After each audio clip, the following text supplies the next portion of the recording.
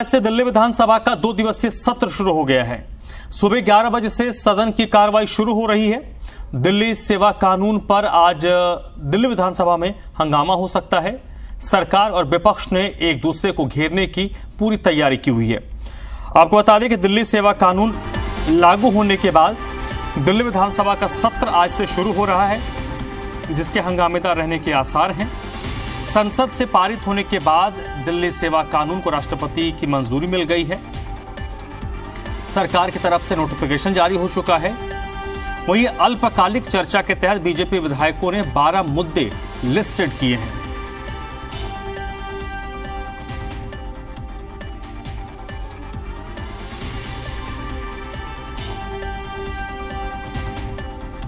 तो दिल्ली विधानसभा का आज से सत्र शुरू होने वाला है। सुबह 11 बजे से सत्र की कार्रवाई शुरू होगी और परंपरागत तौर पर जो सबसे पहले किसी भी सत्र में जो दिवंगत लोग होते हैं उनको श्रद्धांजलि दी जाती है, शोक प्रस्ताव रखा जाता है। उसके बाद आगे की कार्रवाई बढ़ती है और जिस तरीके से सत्ता पक्ष और विपक्ष का रुख नजर आ रहा है उससे ये स्पष्ट है कि दिल्ली विधानसभा में आज हंगामे के पूरे आसार हैं। और इस वक्त मेरे साथ मेरे दो सहयोगी जुड़ रहे हैं, बलराम पांडे दिल्ली से और तरुण कुमार भी दिल्ली से इस वक्त मेरे साथ जुड़ रहे हैं। सबसे पहले बलराम का रुख कर लेते हैं। बलराम, आम आदमी पार्टी की क्या रणनीति है? सत्ता पक्ष विधानसभा के अंदर बहुत ताकतवर है, संख्या बल उनके साथ है और एक प्रचंड बहुमत की उनकी सरकार है। सेवा बिल कानून का रूप ले चुका है। उसके बाद अब क्या रणनीति विधानसभा के अंदर इस सत्र में आम आदमी पार्टी की है?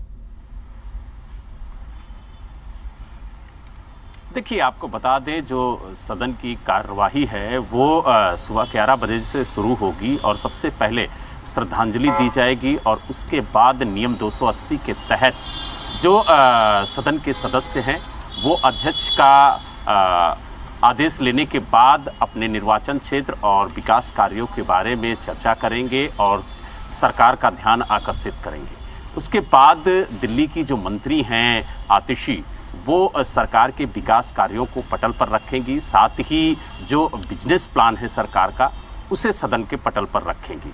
हालांकि इस दौरान बिंदुओं पर चर्चा की मांग की है और कहा कि जिस तरीके से सरकार ने प्रश्नकाल खत्म किया है वो कहीं ना कहीं संदेह जताता है और जिस तरीके से सदन की कार्यवाही बुलाई गई है उस पर भी उन्होंने सवाल खड़े किए हैं। उन्होंने ये भी कहा है कि कम से कम 10 दिनों का जो सदन है वो बुलाया जाए ताकि जो नेता हैं वो अपने इलाके की समस्याओं को, जनता की समस्याओं को सदन के पटल पर रख सकें और उस पर एक विस्तृत चर्चा हो सके। लेकिन ये सत्र जो बुलाया गया है वो 2 दिवसीय है, यानी आज और कल 2 दिवसीय ये सत्र चलेगा। लेकिन देखने वाली बात ये होगी कि जिस तरीके से विपक्ष ने 12 बिंदुओं पर चर्चा करने की मांग की है उसमें दिल्ली की बाढ़ भी शामिल है, तो कहीं ना कहीं आज सदन के अंदर एक बार फिर हंगामा देखने को मिल सकता है। लेकिन सरकार की पूरी तैयारी है कि विपक्ष के हर एक सवाल का जवाब दिया जाए, क्योंकि विपक्ष जिन मुद्दों को उठाना चाहता है उन मुद्दों पर सरकार पूरी तरह से हमलावर नजर आ रही है। अभी तक जिस तरीके से विपक्ष सदन के अंदर भ्रष्टाचार के मुद्दे पर सरकार को घेरता हुआ नजर आ रहा था, उसी तरह से अब सरकार सीएजी की रिपोर्ट आने के बाद केंद्र सरकार को भ्रष्टाचार के मुद्दे पर घेरने की कोशिश करेगी। और आपने देखा होगा कि जिस तरीके से द्वारका हाईवे को लेकर के आम आदमी पार्टी लगातार बीजेपी पर हमलावर रही और कहा कि जिस तरीके से इस एक्सप्रेसवे को तैयार करने के लिए मसौदा तैयार किया गया कि 1 किलोमीटर की जो लागत होगी वो 18 करोड़ होगी, लेकिन जब रोड बनकर तैयार हुई, जब भुगतान किया गया तो 250 करोड़ किया गया। यही वजह है कि बार बार आम आदमी पार्टी भ्रष्टाचार को लेकर के अब बीजेपी को घेरने की कोशिश सदन के अंदर करेगी। इतना ही नहीं, जो माला प्रोजेक्ट था जिसके तहत केंद्र सरकार ने 75,000 मीटर जो है वो सड़क बनाई थी, उसको लेकर के भी कई लाख करोड़ का घोटाला सामने आने की बात आम आदमी पार्टी कह रही है और उसका कहना है कि 15 करोड़ रुपए प्रति किलोमीटर के हिसाब से सड़क बननी थी, लेकिन जो भुगतान किया गया वो 25 करोड़ रुपए प्रति किलोमीटर के हिसाब से किया गया। तो कहीं ना कहीं एक बड़ा घोटाला उजागर हुआ है सीएजी की रिपोर्ट में। ठीक है। और जिस तरीके से आम आदमी पार्टी लगातार आरोप लगा रही है, उसको लेकर के एक सवाल भी उसने उठाया है कि अगर सीएजी की रिपोर्ट गलत है तो जब विपक्ष में भारतीय जनता पार्टी थी तो इसी सीएजी की रिपोर्ट को लेकर के बीजेपी ने कांग्रेस को घेरा था और कहा था कि 2G स्कैम हुआ, उसके अलावा कोल स्कैम हुआ। लेकिन जब अब सीएजी की रिपोर्ट आती है तो फिर बीजेपी इस पर जवाब क्यों नहीं देती है, महंगाई पर जवाब क्यों नहीं देती है, बेरोजगारी पर जवाब क्यों नहीं देती। तो कहीं ना कहीं विपक्ष के सवालों का जवाब देने के लिए सरकार पूरी तरह से तैयार नजर आ रही। लेकिन अब देखने वाली बात यह होगी कि किस तरीके से सत्ता पक्ष विपक्ष के सभी सवालों के आरोपों के जवाब देने को तैयार बैठी है। तरुण भी मेरे साथ जुड़ चुके हैं। तरुण, भारतीय जनता पार्टी की क्या रणनीति है विधानसभा के अंदर? देखिए, ये जो विधानसभा का सत्र है वो 11 बजे शुरू होगा। लिहाजा जो टाइम फ्रेमिंग है वो इस तरह से है कि 11 से 12 बजे तक नियम 280 के तहत, स्पेशल मेंशन के रूल के तहत सभी विधायकों को अपनी क्षेत्रीय समस्या या फिर राज्य स्तर के ऊपर अगर कोई वो मुद्दा उठाना चाहते हैं, जैसे कि जल बोर्ड के पानी की समस्या है, डीटीसी की समस्या है, या फिर कुछ भ्रष्टाचार का कोई मामला है, या फिर स्थानीय स्तर के ऊपर उनके विधानसभा क्षेत्र का कोई मामला है, तो 280 के तहत 12 सवाल विपक्ष के विधायकों की तरफ से लगाए गए हैं। और ये लॉटरी सिस्टम होता है। और कई बार होता है कि विपक्ष के महज 8 विधायक हैं, लेकिन जो स्पेशल मेंशन के तहत चर्चा होती है उनमें ज़्यादातर बीजेपी के विधायक कई बार चुने जाते हैं। लिहाजा ये उस पर निर्भर करता है कि सत्ता पक्ष के कितने विधायक उस प्रोसेस के तहत मौजूद थे विधानसभा सत्र में और विपक्ष के कितने विधायक वहाँ पर मौजूद थे। लिहाजा पहला घंटा खत्म होने के बाद दिल्ली की पावर मिनिस्टर आतिशी की तरफ से एक रिपोर्ट टेबल की जाएगी, कुछ पेपर्स टेबल किए जाएंगे जो डीईआरसी से संबंधित है। ये भी माना जा रहा है कि कुछ विवादित रिपोर्ट भी इस संसद की विधानसभा के सत्र के पहले दिन टेबल की जा सकती है।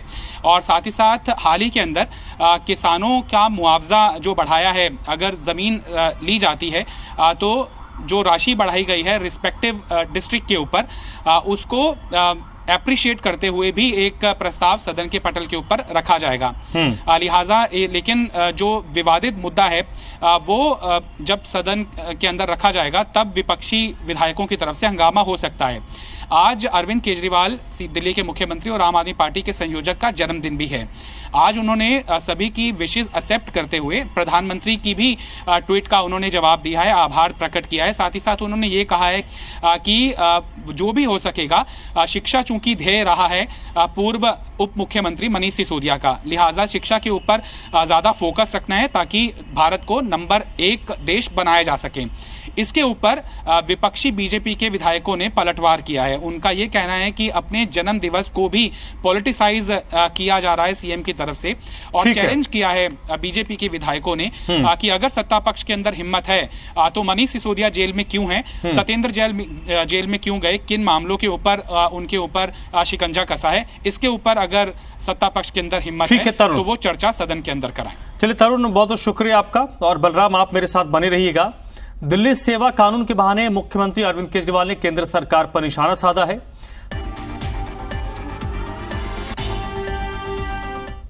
दिल्ली के लोगों के लोकतांत्रिक अधिकार छीन लिए गए।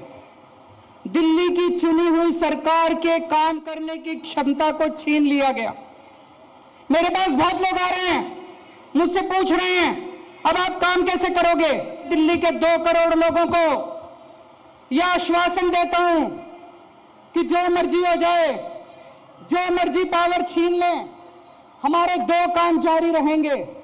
एक तरफ हम पावर वापस आपको, आपकी पावर वापस दिलाएंगे, दिल्ली के 2 करोड़ लोगों को आपको अपने अधिकार वापस दिलाएंगे। इसकी लड़ाई हम सुप्रीम कोर्ट में लड़ेंगे। और बलराम मेरे साथ लगातार बने हुए हैं। बलराम, कानून की लड़ाई अब सुप्रीम कोर्ट के रास्ते लड़ी जाएगी। इसमें क्या होता है, इसकी परिणति क्या होती है, ये तो भविष्य के गर्भ में है। जो जानकार हैं कानून के वो इसमें बेहतर तरीके से बता सकते हैं। लेकिन एक बात तो तय है कि अब जब संसद के दोनों सदनों से पारित होने के बाद ये कानून का रूप अख्तियार कर चुका है। अगर कोर्ट के रास्ते में लड़ाई लड़ी जाती है तो ये लड़ाई इतनी आसान नहीं होगी और बहुत जल्दी इस पे कोई डिसीजन अभी नहीं आना है। बिल्कुल, देखिए, सरकार ने एक कानून बना दिया है और कानून को खत्म करने का अधिकार कोर्ट को भी नहीं है। यही वजह है कि आपने देखा होगा जब 11 मई को सुप्रीम कोर्ट की संविधान पीठ ने फैसला सुनाया था तो उसने एक लाइन ज़रूर लिखी थी कि अगर केंद्र सरकार चाहे तो इस पर कानून बना सकती है। और यही वजह है कि केंद्र सरकार ने दिल्ली सेवा संशोधन बिल लेकर के सदन के पटल पर रखा, दोनों सदनों में ध्वनि मत से इस बिल को पास कराया और उसके बाद जब राष्ट्रपति महोदया की सहमति मिली तो ये कानून की शक्ल ले चुका है। हालांकि अब ये कानून दिल्ली में लागू हो चुका है और इसी कानून के तहत ही दिल्ली के अंदर अधिकारियों की ट्रांसफ़र पोस्टिंग की जाएगी। लेकिन जिस तरीके से दिल्ली के मुख्यमंत्री अरविंद केजरीवाल ने कहा कि इस कानून के जरिए दिल्ली की जनता के अधिकारों को छीनने की कोशिश की गई, उन्हें पंगु बनाने की कोशिश की गई और उन्होंने कहा कि हम दिल्ली की जनता की लड़ाई लड़ेंगे, कोर्ट में लड़ेंगे और सड़कों पर भी लड़ेंगे और जनता को बताएंगे कि किस तरीके से इस कानून के जरिए उनके अधिकारों को छीना गया। उन्होंने ये भी कहा कि हम लगातार इसके खिलाफ लड़ाई लड़ते रहेंगे और 2 करोड़ दिल्ली की जनता को उसका अधिकार दिला के रहेंगे। तो कहीं ना कहीं इस कानून के खिलाफ सदन में भी आज जब कार्यवाही शुरू होगी तो उसकी गूंज सुनाई दे सकती है, क्योंकि विपक्ष इसे अच्छा बता रहा है, दिल्ली की जनता के लिए बेहतर बता रहा है, तो वहीं दिल्ली सरकार इसे दिल्ली की जनता के अधिकारों को छीनने वाला कानून बता रहा है। अब देखने वाली बात यह होगी कि जब सदन की कार्यवाही शुरू होगी तो क्या इस मुद्दे को लेकर के विपक्ष और सरकार के बीच टकराव देखने को मिल सकता है, क्योंकि सरकार इस पर चर्चा जरूर करेगी, क्योंकि जैसे ही ये कानून लागू हुआ है उसके बाद ही ये सदन की कार्यवाही बुलाई गई है, तो ऐसे में इस मुद्दे पर चर्चा होना लाजमी है। लेकिन अब देखने वाली बात ये होगी कि सरकार किस तरीके से सदन के पटल पर इस कानून को लेकर अपना तर्क रखती है और विपक्ष किस तरीके से इसका जवाब देता है। जी, बहुत बहुत शुक्रिया बलराम आपका।